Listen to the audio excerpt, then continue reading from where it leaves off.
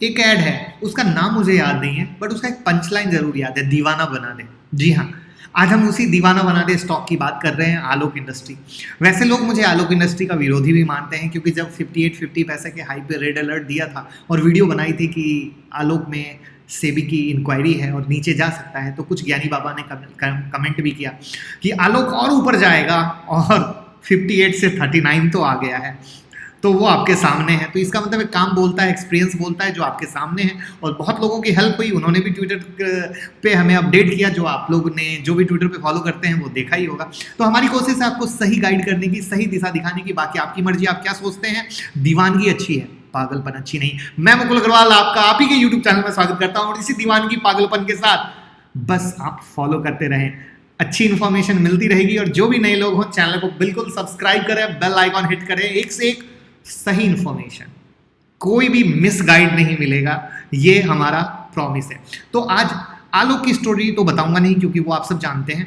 Bankruptcy company आज के date में हॉटकेक बन गई है।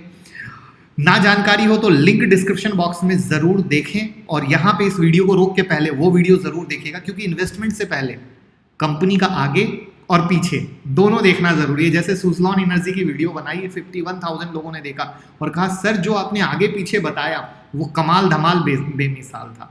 तो आप इसका आगे पीछे जरूर देखिएगा, और तब ये वीडियो को देखना शुरू कीजिएगा तो समझ में आएगा। देखिए, रिलायंस इस बैंक्रप्सी को लिया आलोक ने, और लेने के बाद अंबानी भाई ने इसको अपने स्टाइल में डील की, जिनके लिए वो जाने जाते हैं। पैसा भी लगाना कम पड़ा, बाकी बैंक से लोन ले लिया, ठीक है, बैंक ने भी दे दिया, तो घर से लगा कुछ नहीं, मिल गया, बहुत अच्छा, ठीक है। अब बात ये है कि वो उनके पास ऑप्शन ये है कि कंपनी अगर अच्छी चलती है तो और भी स्टेक आगे में बढ़ा सकते हैं। जैसा कि अगर आप सुनो तो फ्यूचर ग्रुप को भी वो जो लेने की कोशिश कर रहे हैं, वो भी कुछ इसी तरीके से है कि कंट्रोल पावर उनके हाथ में रहे, कंट्रोल पावर उनके हाथ में रहे। अच्छी बात है, ये एक मैनेजमेंट का सोच है, ये एक दिशा है, एक अच्छे मैनेजमेंट की पहचान है कि वो किसी भी बिजनेसमैन की करेक्ट पहचान है। अब इसको कोई निगेटिव ले ले, वो उनका प्रॉस्पेक्ट है। तो एक सार्कस्म नाम की चीज़ होती है, वो अगर समझ में आती हो तो समझ में आ जाएगी। तो आलोक इंडस्ट्री क्या है? एक टेक्सटाइल कंपनी है। रिलायंस रिटेल से रिलायंस ई कॉमर्स में आना चाहते हैं, और आलोक इंडस्ट्री से अपना मैन्युफैक्चरिंग प्रोडक्ट बनाकर बेचने का प्लान था। बट अब कोरोना के कारण ये चीज़ें पीछे चली गई या बदल गई, और इस वक्त रिलायंस इंडस्ट्री का आलोक इंडस्ट्री में जो इंटरेस्ट है वो सिर्फ एक चीज़ के लिए, वो है पीपीई किट और जो मास्क वगैरह है। तो अब क्या पीपीई किट के बिजनेस में इतना पावर है, इतना दम है कि जो मुकेश अंबानी जैसे बड़े बिजनेसमैन को खींच लाया? तो देखिए, कुछ डेटा फैक्ट्स हैं। उसके अनुसार जो अप्रैल एक्सपोर्ट प्रमोशन काउंसिल 2020 है ने इस साल पीपी किट का टोटल मार्केट पोटेंशियल 10,000 करोड़ का है उसके अनुसार, और आने वाले 5 ईयर्स में इसका पोटेंशियल 6 लाख करोड़ तक जा सकता है। अब देखिए, ये जो सूट है ये क्या है? डिस्पोजेबल है, एक टाइम के लिए यूज़ होते हैं, और जैसा कि आप देख रहे हैं कोरोना के केस बढ़ रहे हैं, सिर्फ इंडिया नहीं वर्ल्ड वाइड बढ़ रहे हैं। और जहाँ तक बात आ रही है कि जैसे अभी आप देख रहे हैं सेकंड लॉकडाउन या कहिए मिनी लॉकडाउन, या वापस से बहुत सारे में लॉकडाउन जो स्टेट गवर्नमेंट की तरफ से लगाया जा रहा है, ये कोई आसान काम नहीं है, या कुछ अंदर की कहानी है कि किस तरीके से केसेस बढ़ रहे हैं जो आपके सामने। बहुत सारे डेटा हमारे सामने नहीं आ पाते, डेटा जो दिखाया जाता है वही हम देखते हैं, कोई आप तो काउंट करते नहीं ना हम काउंट करते।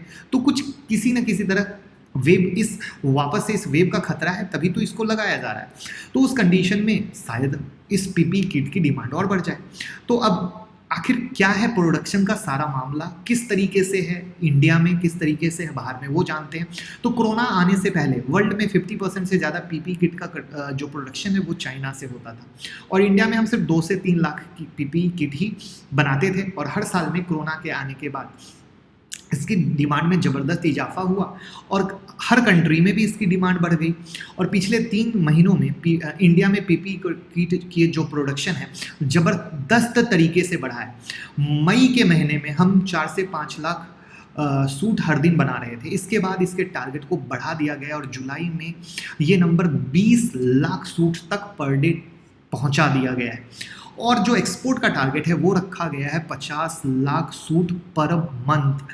अब बात सिर्फ इंडिया की नहीं हो गई, एक्सपोर्ट की हो गई।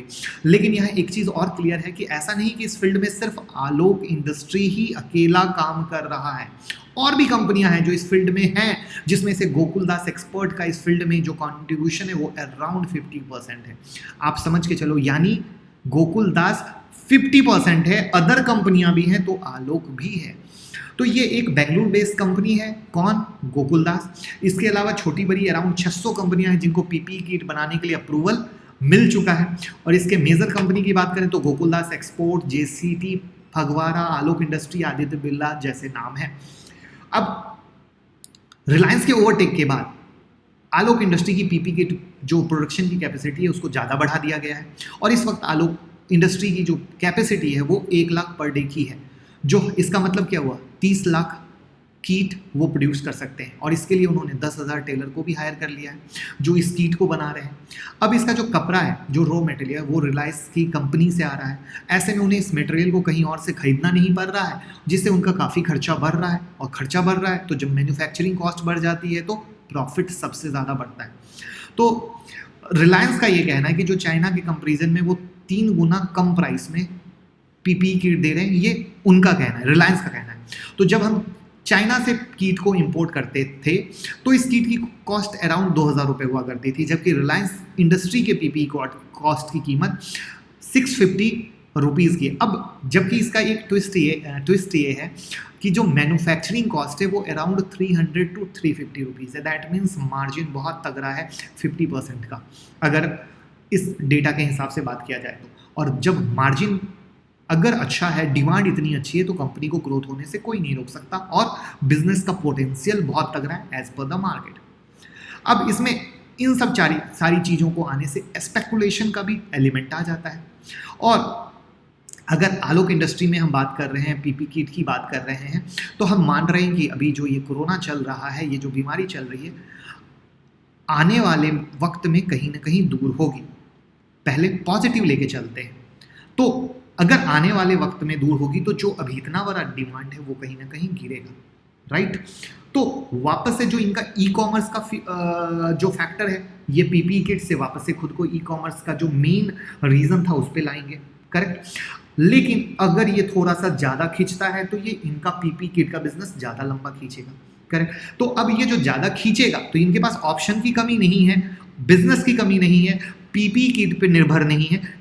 आज के डेट में अगर भगवान की दया से कोरोना चला जाए, सब कुछ अच्छा हो जाए, तो ऐसा नहीं कि पीपी किट गया तो ये गिर जाएंगे। Try to understand. तो ये अपने उस रिलायंस रिटेल के सपने के जिसके कारण इनको उधर से हेल्प मिलेगी, ये उसके तरफ आगे बढ़ जाएंगे। तो कहने का मुद्दा क्या हुआ, कंपनी अच्छी है, बिजनेस अच्छा है, फ्यूचर भी अच्छा है, कहीं से सिर्फ पीपी किट पे नहीं है। फिर गलत क्या है? गलत क्या है? गलत ये है कि जो भी बातें हो रही हैं अंदाजे पे हो रही हैं। अभी पीपी किट है, फिर ई कॉमर्स हो जाएगा, पीपी किट इतना चला जाएगा, रियल फिगर का आता ही पता नहीं है। तो ऑपरेटर शेयर के अंदर घुसे हुए हैं, जो कोई बच्चा भी बता सकता है, और वो तो आपको भी क्लियर हो रहा होगा। नीचे से इतनी बड़ी तेजी, जो जब हमने वीडियो बनाई थी कि क्लियर कट शो हो रहा है, ऑपरेटर है, तो कुछ लोगों को बड़ी तकलीफ हो गई। फिर ऊपर से गिरा तब उनको ठंड पड़ी दिल में कि हाँ ऑपरेटर है, इसके अंदर ऑपरेटर है। तो अब आप ये कहेंगे सारी बात तो बता दी, फिर से आपने, अब कुछ लोग कहेंगे कि नहीं अच्छा बताया आलोक को, कुछ लोग कहेंगे आपने आलोक को खराब बताया, ये उनका प्रोस्पेक्ट है। तो अब करना क्या चाहिए आलोक में, हम करें क्या?